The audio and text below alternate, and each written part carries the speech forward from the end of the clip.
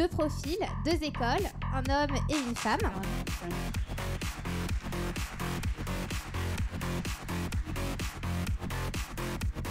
Alors, pour vous les présenter,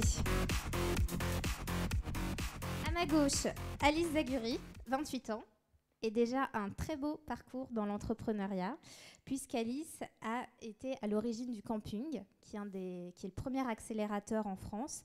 Elle vient de cofonder et elle préside The Family, qui est un accélérateur d'un genre un petit peu nouveau. Elle ira nous raconter en quoi consiste son nouveau projet, qui s'adresse autant aux start-upers qu'à leur écosystème. Et à ma droite, un homme, Michel de Guillermier.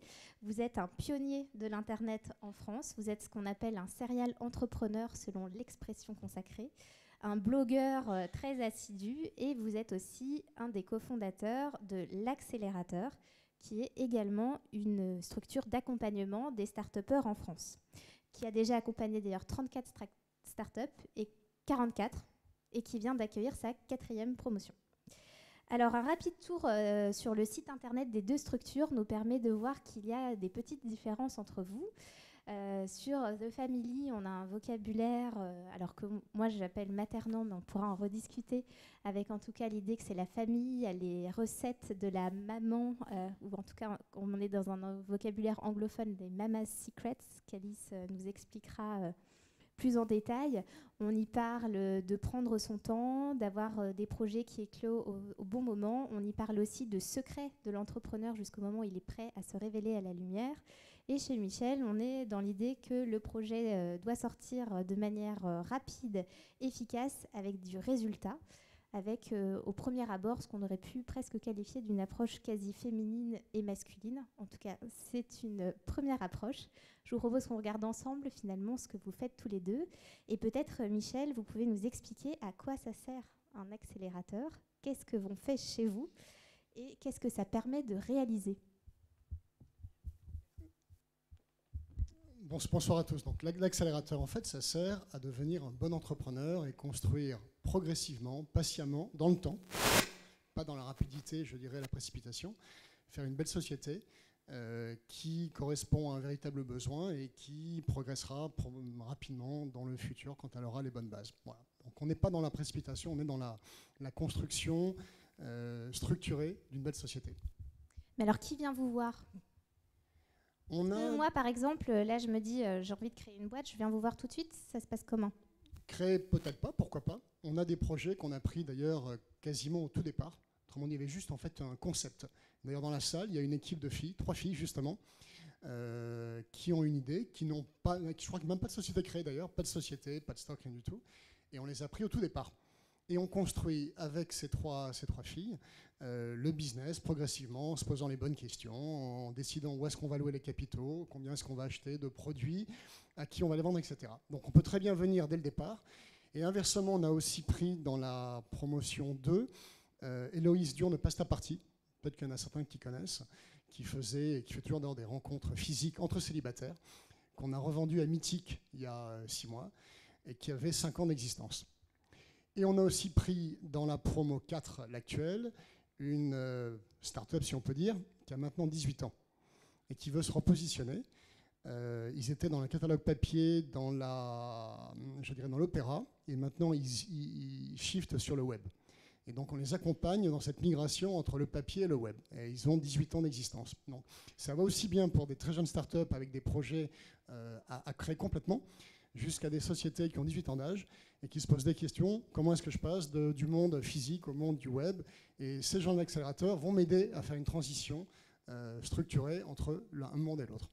Mais alors tout ça, vous ne le faites pas par pure bonté d'âme. Comment ça fonctionne, le modèle économique? Déjà, on le fait parce qu'on aime ça. On le fait parce qu'on est, je crois, quelque part des pédagogues dans l'âme. On est entrepreneurs-pédagogues. C'est quand même extrêmement important. Moi, je fais depuis maintenant 14 ans, j'ai été prof, maître de conférence à HEC, entrepreneur. Donc j'aime ça. J'aime accompagner. J'étais business angel depuis 1997. J'ai dû faire 20 ou 30 investissements en tant que business angel en accompagnant les projets. Donc on aime ça. Ça, c'est le point essentiel. Maintenant, effectivement, il faut aussi qu'on vive. On ne vit pas uniquement en disant d'amour et d'eau fraîche. Donc le modèle économique est extrêmement simple. Tout ce qu'on peut apporter comme accompagnement extrêmement intense, comme le temps qu'on passe avec nos startups, n'est pas facturé du tout. Par contre, on prend du capital, tout simplement. Et donc on prend les risques avec l'entrepreneur de créer avec lui la société, de la développer. Et si tout se passe bien, on espère que nos participations demain vaudront quelque chose. Voilà, donc c'est quelque part, je dirais, ce qu'on a l'habitude de dire. L'accélérateur, c'est une sorte d'école d'entrepreneurs avec le modèle d'un fonds d'investissement. On investit beaucoup de temps, énormément de temps dans les startups pour les aider avec nous à grandir et à devenir, je dirais, des belles sociétés. Et tout ça, c'est contre du capital qui, demain, on l'espère, vaudra quelque chose. Alice, vous, dans The Family, quel est votre modèle ? Quelles sont les startups qui peuvent venir vous voir ? Et puis surtout, quelle est la façon que vous avez de les accompagner ? Ouais. Alors, déjà, merci de m'avoir invitée ce soir. Je suis ravie d'être là. The Family, en gros, on se présente comme un accélérateur d'écosystème. Et on offre de l'éducation et des privilèges à 4 en fait, cibles. Donc, ce n'est pas que les startups. C'est les startups, les grands groupes, les investisseurs et les membres du gouvernement. Donc ça, c'est hyper important parce que, si vous voulez, on pense que pour pouvoir vraiment changer les choses dans notre écosystème, on ne peut pas uniquement adresser les startups, il faut embarquer dans la dynamique aussi tous les acteurs qui comptent. Et on est dans un pays qui est extrêmement pyramidal, élitiste et tout ce que vous voulez. Et donc, à un moment, il faut aligner les intérêts de tous ces acteurs-là. Donc on répond un peu à la problématique que Jacques-Antoine vient d'évoquer à l'instant. On s'adapte. Disons qu'on a The Family, c'est un accélérateur. Donc un accélérateur, vous l'avez compris, c'est un modèle qui a éclos en Silicon Valley à la base par un type extraordinaire qui s'appelle Paul Graham et qui a su capter ce qui se passait à ce moment-là dans l'air du temps, aux alentours de 2005, qui va voir ces générations de hackers arriver et il va se dire finalement ce dont ils ont besoin, c'est pas tant un bureau, une photocopieuse parquée dans un incubateur. Ce dont ils ont besoin, c'est dans un environnement. Vous voyez Google, Facebook, ils ont commencé dans des lieux qui étaient des universités. C'est des environnements idéaux pour eux parce qu'il y avait les clients, les utilisateurs, etc. Et donc il va créer finalement les conditions parfaites pour maximiser ce type d'ingrédients-là. Et de chez lui, donc de son espèce de classe prépa, en fait, hein, si on devait le comparer à un truc qu'on connaît bien en France, qui va créer, donc qui est le modèle de l'accélérateur, sortiront Airbnb, Dropbox, que vous connaissez. Voilà. Donc ça sert à rien de faire un copier-coller en France. On est dans un système qui est complètement différent. Il faut comprendre nos forces et nos faiblesses. Et dans un contexte français, il faut comprendre que même si on parle de start-up internationale avec une ambition globale, on démarre quelque part. Et pour démarrer en France, il faut effectivement passer ces premiers caps qui sont tenus par les acteurs dont je vous parlais. Et donc, pour en venir à The Family, donc The Family, c'est récent. Ce sont 3 cofondateurs à la base. Donc, Oussama Ammar, qui est donc 26 ans, je fais le portrait rapide, a commencé à coder à 12 ans, enfin, est arrivé en France du Liban à 8 ans, code à 12 ans, vend 2 boîtes dans l'Internet avant 16 ans. Sa 3e à 18 est une catastrophe extraordinaire. C'est-à-dire qu'en gros, il lance une plateforme d'open innovation online, il va lever 3 millions et va faire l'énorme bêtise de lever 3 millions avec 90 investisseurs. Donc là, il perd le pouvoir, il se fait éjecter au bout de 3e pivot. Le principe du pivot, c'est qu'on change. Faut comprendre, enfin là je fais une petite parenthèse, une start-up, à la différence d'une entreprise, une start-up, c'est une entité qui est en recherche d'un business model. Une entreprise, elle exploite un business model, d'accord ? Donc le principe de l'accélération, c'est qu'on va maximiser toutes les erreurs avec vous pour que vous trouviez votre business model. Bon, voilà, au bout du 2e pivot, donc du 2e changement de business model, il se fait éjecter par son board, il part en Silicon Valley où il va investir 21 tickets dans des petites startups et où il va surtout apprendre là-bas et on va se recroiser à Paris. Et là, coup de cœur professionnel, on ambitionne de faire quelque chose ensemble, voyons large, voyons grand, et si on accompagnait 100 startups par an. Donc c'est sur ce pitch-là qu'on démarre et on se dit, donc la France pyramidale, il va falloir dépasser. Et il y a un 3e larron. Voilà, il faut impliquer les acteurs qui comptent ici. On va aller chercher Nicolas Collin. Donc Nicolas Collin, profil ingénieur dans une école Télécom Bretagne. À la sortie de sa formation, il s'embête un peu en SS2I. Il se dit j'ai envie de changer les choses. Il part faire Sciences Po, l'ENA. Il sort dans les 5 premiers. Il fait l'inspection des finances. Il quitte l'inspection des finances. Il monte sa start-up. Donc profil atypique, un inspecteur des finances qui monte une start-up. Et il va écrire avec Henri Verdier un bouquin qui s'appelle... C'est presque une première, ça. L'âge de la multitude, qui va éduquer en quelque sorte l'intelligentsia, ce qui est en train de se passer comme phénomène, en fait, la révolution digitale.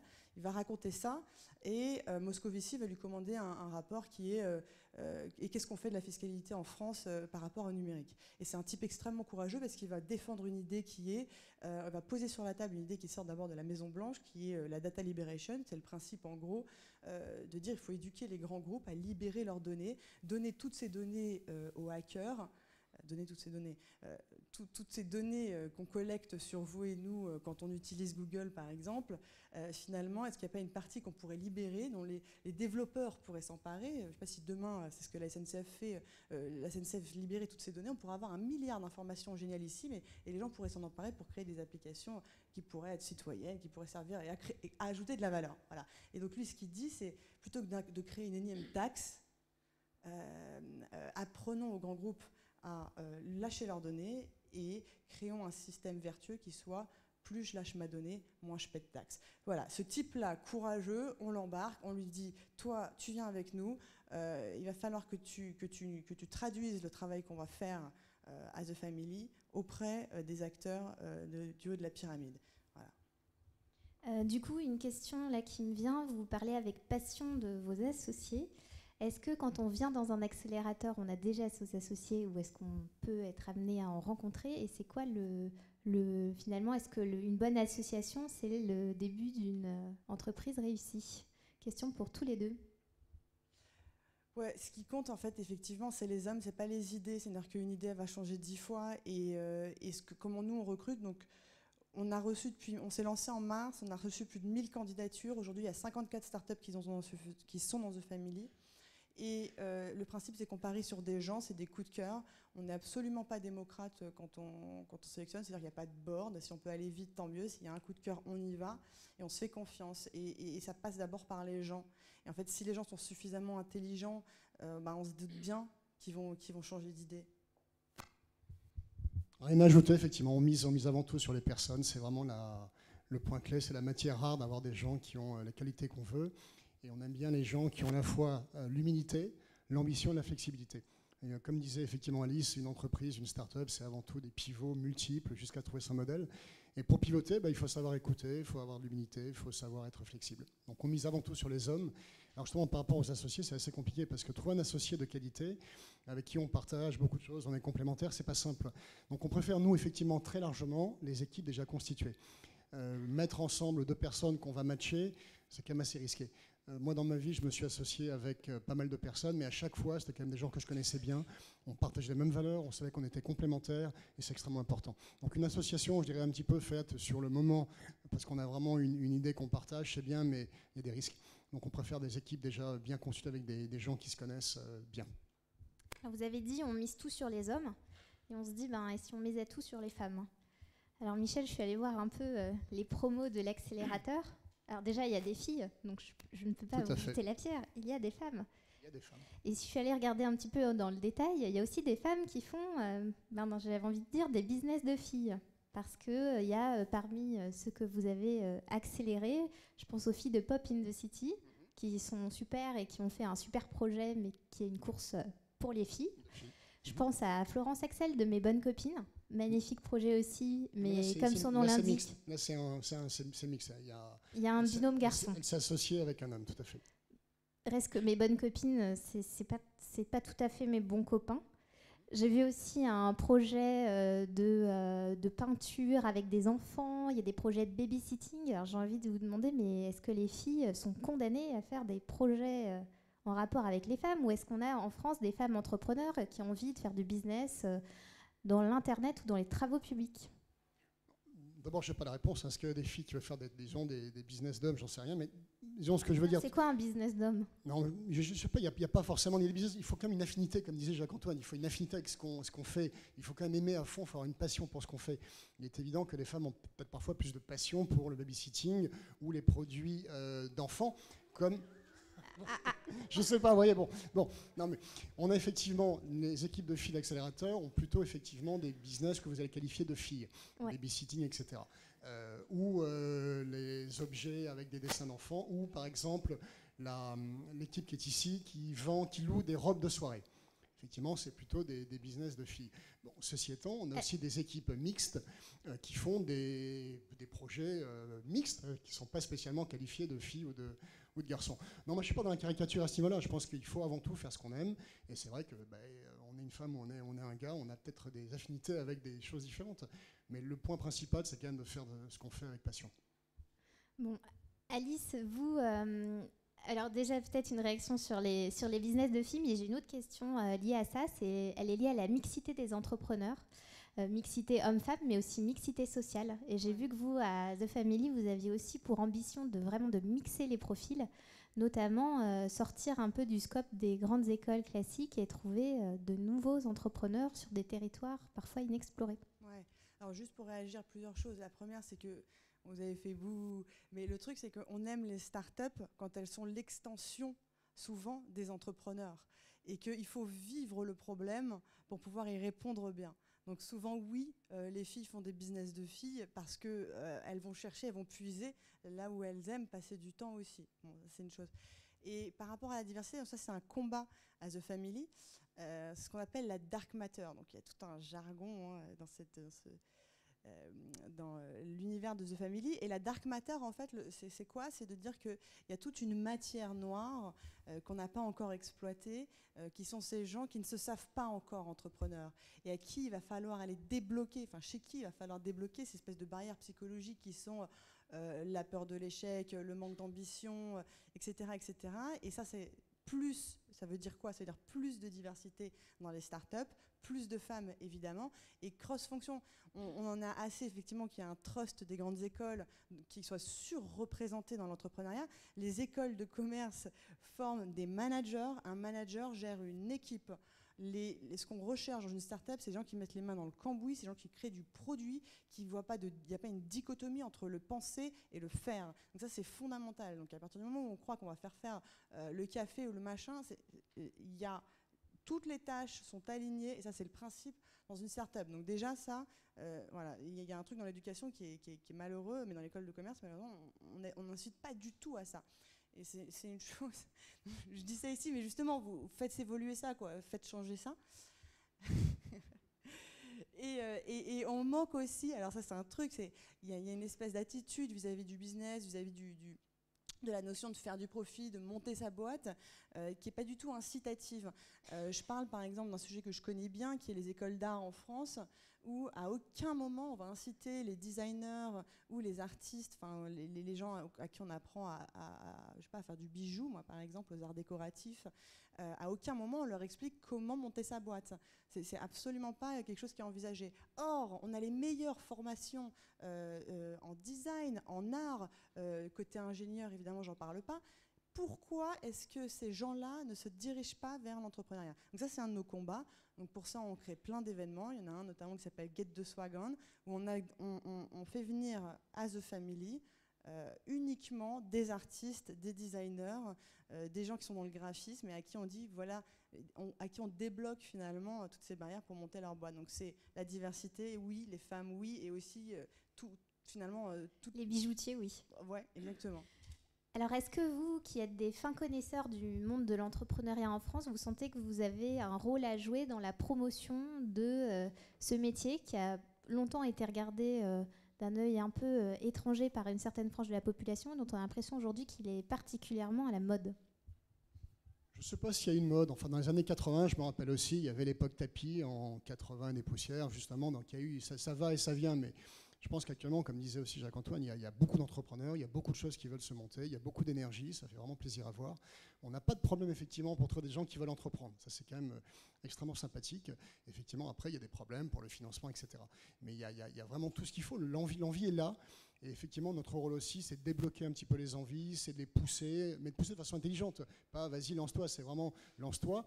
Et on est aussi là pour t'aider, pour te structurer, pour t'enlever les barrières à tous les niveaux. La barrière du financement, barrière de la peur, l'échec fait partie du jeu. On se lance et il faut savoir accepter l'échec. Donc on est là pour ça. Donc ouais, pour moi, c'est notre rôle. Mais on n'a pas trop de besoin à trouver des gens qui veulent entreprendre. À la limite, il y en a même beaucoup. On est assez de demandes justement de gens qui justement, vous avez tous les deux de demandes d'entrée dans vos accélérateurs? Nous, on en Pour reçoit, combien de places? Nous, on en reçoit entre 200 et 300 tous les 6 mois par promotion, en fait. Ce qui nous va largement, parce qu'on en prend une dizaine simplement. On en prend extrêmement peu pour justement mettre beaucoup de temps et beaucoup d'énergie pour maximiser les chances de chaque équipe. C'est-à-dire qu'on passe des centaines d'heures. Alice, beaucoup plus que nous.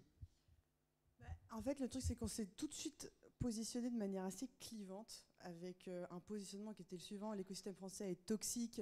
Toxique, ça veut dire quoi? Ça veut dire que nos meilleurs éléments s'en vont. On va monter The Family, une espèce de famille finalement. La grande famille des entrepreneurs? Non, en fait, l'idée, c'était, on fustige vraiment les codes de cette société française qui fonctionne en élite, d'où tu viens, qu'est-ce que tu as fait, qui t'envoie me voir, la peur de l'échec, la hiérarchie, etc.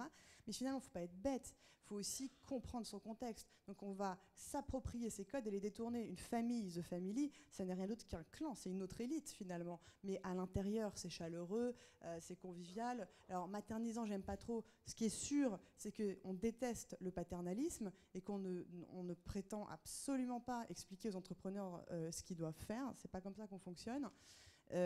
Et donc avec ce positionnement-là, alors être clivant, ça c'est un truc qui est bien aussi pour les entrepreneurs, c'est qu'à être clivant, on a peur parce que tout de suite on voit finalement ce qu'on perd, parce qu'on se met à dos des gens, mais on ne voit pas tout de suite ce qu'on gagne. Et ce qui a été fou, c'est qu'avec ce positionnement-là, The Family complètement assumé, on s'est lancé en mars, c'est plus de 1000 candidatures qui sont rentrées. Et je pense qu'en fait on a parlé à une génération frustrée qui en avait assez de devoir passer par ces espèces de petits fonctionnements à la française. Donc en fait, The Family, c'est carrément un projet de société. C'est quoi? C'est quelque chose de politique et de révolutionnaire dans le paysage de l'entrepreneuriat français? On espère être là dans 20 ans et on veut vraiment changer la face de l'entrepreneuriat en France. Avec un objectif chiffré ou pas du tout? Il faut que ce soit une grande réussite financière. C'est sur quoi Michel sera tout à fait d'accord. Si on ne gagne pas d'argent, effectivement, on ne pourra pas continuer. Donc, effectivement, c'est quand même un modèle vertueux. C'est qu'on crée de la valeur. Et la créer de la valeur, on la crée pour nos clients. Nous, c'est les startups. Il faut aussi en créer pour soi. Sinon, ça ne va pas loin. Donc, vous avez compris, si vous avez envie de rejoindre l'un des deux accélérateurs, ils vous attendent tous les deux à bras ouverts, mais avec un minimum de sélection, comme vous l'aurez entendu. Et si vous avez envie de changer la société française via l'entrepreneuriat, visiblement, le pouvoir est dans vos mains. Merci Alice, Welcome. merci Michel.